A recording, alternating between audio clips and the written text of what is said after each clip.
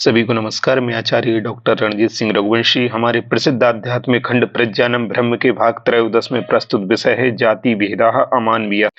जाति भेदा अमानवीय अर्थात जाति के आधार पर मात्र किसी के साथ भेदभाव करना अमानवीय है। यह मानवीय कृत्य नहीं हो सकता है। जाति के आधार पर किसी के साथ छुआछूत, जाति के आधार पर किसी को ऊंचा नीचा बताना, यह पूर्णतः अमानवीय है, अपराध है, यह पाप है। सर्वप्रथम हम यह जानते हैं कि जाति है क्या। देखिए, जाति शब्द संस्कृत का है जो कि जन धातु और कितिन प्रत्यय के योग से बनता है। जन धातु का अर्थ होता है जन्म लेना और कितिन प्रत्यय का अर्थ होता है कि उससे संबंध रखना। तो हम कहते हैं कि जाति ही का अर्थ होता है जिसमें जन्म लेते हैं या जिस कुल से, जिस परिवार से हम संबंध रखते हैं, जिसमें परमात्मा ने हमें भेजा है, वह हमारी जाति है, वह हमारा कुल, वह हमारा वंश है।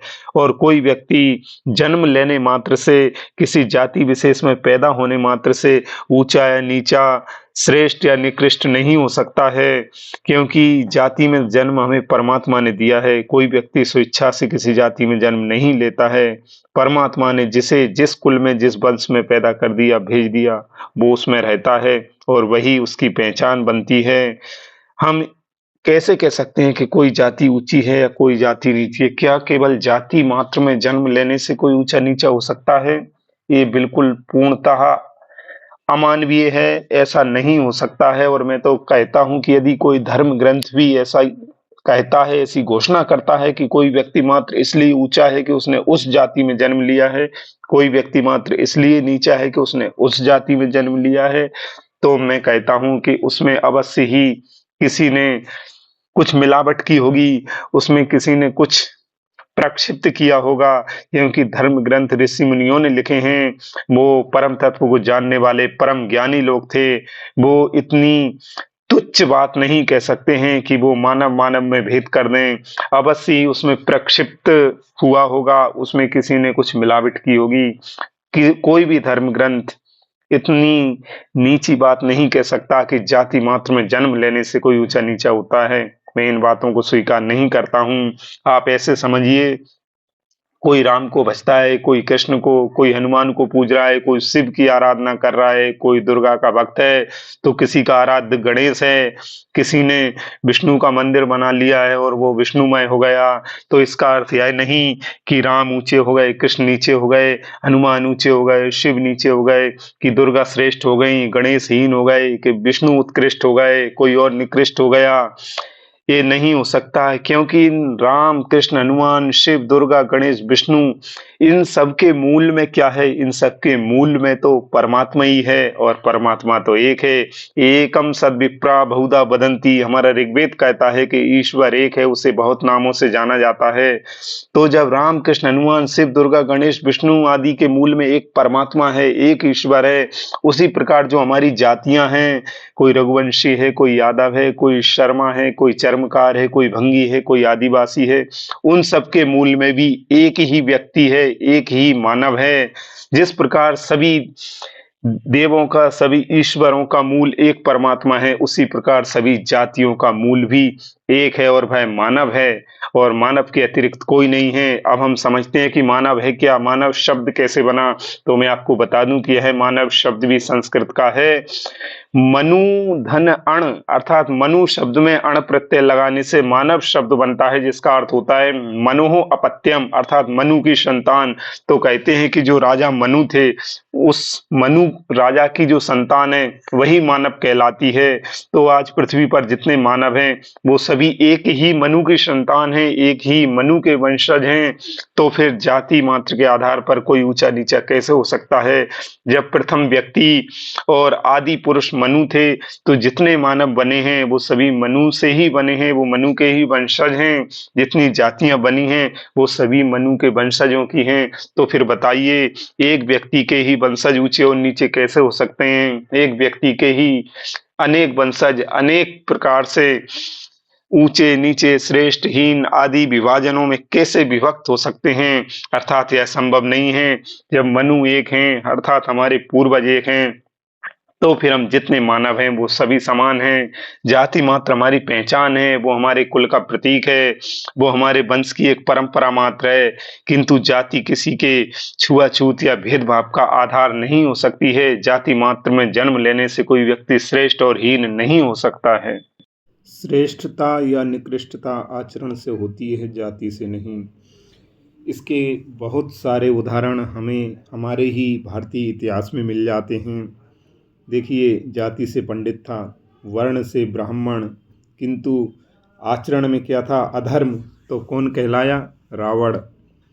ऐसे ही एक कोई जाति से चर्मकार था, वर्ण से शूद्र, किंतु आचरण में क्या था? धर्म। तो कौन कहलाया? रैदास, जिसे मीरा ने भी अपना गुरु बनाया। ऐसे ही जाति से लिच्छवी और वर्ण क्या था? क्षत्रिय, किंतु आचरण में क्या था? करुणा। तो कौन बना? गौतम बुद्ध। ऐसे ही जाति से भंगी और शूद्र, वर्ण से, किंतु आचरण में क्या था? पवित्रता। तो कौन बना? महर्षि वाल्मीकि, जिनकी लिखी हुई रामायण को आज पूरा विश्व पूजता है।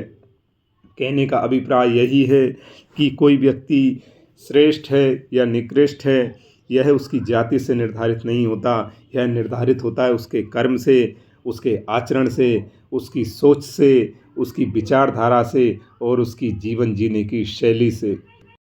नीच कौन अर्थात निकृष्ट कौन है? तो जो व्यक्ति अकारण हिंसा करता है, जो जीव हत्या करता है या जीव हत्या का भागी बनता है, जो पाप करता है, जो अधर्म करता है, जो दूसरे प्राणियों को अकारण दुख पहुंचाता है, अकारण कष्ट पहुंचाता है, वो नीच है, वो निकृष्ट है। फिर भले ही उसकी जाति कुछ भी हो, उसका वर्ण कुछ भी हो, चाहे वो ब्राह्मण ही क्यों ना हो, वो क्षत्रिय ही क्यों ना हो, वो वैश्य ही क्यों ना हो, वो शूद्र ही क्यों ना हो, यदि वो अकारण हिंसा कर रहा है, वो अपनी जिह्वा के स्वाद के लिए जीवों को मार रहा है, जीव हत्या कर रहा है, वो मांसाहार कर रहा है, वो पाप कर्म कर रहा है, वो अधर्म कर रहा है, वो व्यक्ति नीच है, वो निकृष्ट है। यदि कोई ब्राह्मण भी है और जीव हत्या करता है, मांसाहार करता है, तो वो नीच कहलाने की योग्य है। और यदि कोई शूद्र भी है, उसका आचरण पवित्र है, वो जीव हत्या नहीं करता है, वो अपनी नैतिकता और अपनी आध्यात्मिक उन्नति के मार्ग पर चलता है, तो वह निश्चित ही उस ब्राह्मण से श्रेष्ठ है, उस ब्राह्मण से ऊंचा है, जो ब्राह्मण पाप कर रहा है, जो ब्राह्मण जीव हत्या का भागी बन रहा है। इसलिए मैं बार बार कहूँगा कि जाति से या वर्ण से कोई व्यक्ति नीच या निकृष्ट नहीं होता है।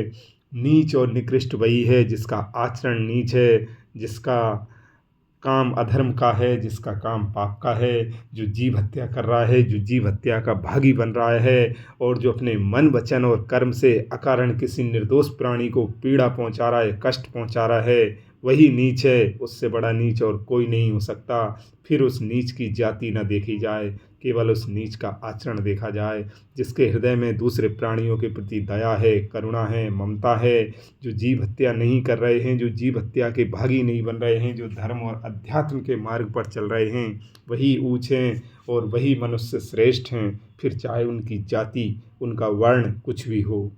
यदि कभी ऐसा प्रश्न आ जाए कि कौन त्याज्य और कौन पूज्य, तो निसंदेह इसका एक ही सूत्र है कि जिसका आचरण अपवित्र है, जो आचरण से हीन है, वो त्याज्य है, और जिसका आचरण श्रेष्ठ है, पवित्र है, वो पूज्य है। आप ऐसे समझें कि यदि कोई वर्ण से ब्राह्मण है और आचरण से हीन है, तो वो सदा त्याज्य ही रहेगा, और यदि कोई वर्ण से शूद्र भी है और उसका आचरण पवित्र है, तो वो सदा पूज्य रहेगा।